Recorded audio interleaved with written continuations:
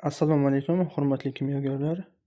Sizlar bilan bugun Mega Kimyo 2022-yil birinchi mavzudan 65, 66, 67, 68, 69-masalada yechimini ko'rib chiqamiz.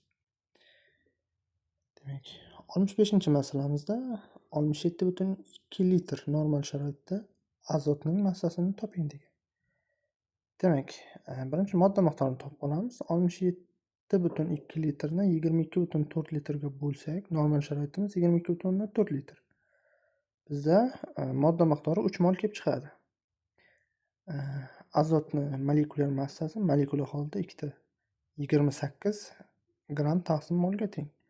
Massasini topsak, 28 gram taqsim mol ko'paygan 3 mol teng 84 gram kelib chiqadi. Demak, 65-savolimizning to'g'ri javobi bu B javob.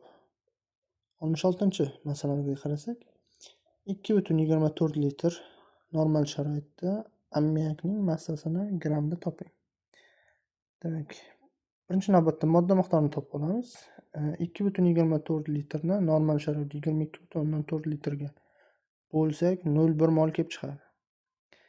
Ammoniakning molyar massasi 17 gram taqsim molga teng. Massasini topsak, 17 gram taqsim molni ko'paytiramiz 0,1 molga. Bu yerdan mollar qisqarib ketadi, 1,7 gram kelib chiqadi. Demak, 66-savolimizning to'g'ri javobi ham C javob. 67-savolga qarasak, 4,48 litr normal sharoitda ammoniakning massasini toping. Bu ham xuddi shunaqa. Modda miqdorini topamiz. 4,48 litrni 22,4 litrga bo'lsak, 0,2 mol. Ammoniakning molyar massasi 17 gram taqsim molga teng. Massasini topsak, 17 gram taqsim molni ko'paytiramiz 0,2 molga. Bizda 3,4 gram kelib chiqadi. Demak, 67-savolimizning to'g'ri javobi B javob. 68-masalaga qarasak, 2,24 litr normal sharoitda karbonat angidridning massasini grammda toping degan. 68. Demak, bunda ham modda miqdorini topib olamiz. 2,24 litrni 22,4 litrga bo'lsak, 0,1 mol kelib chiqadi.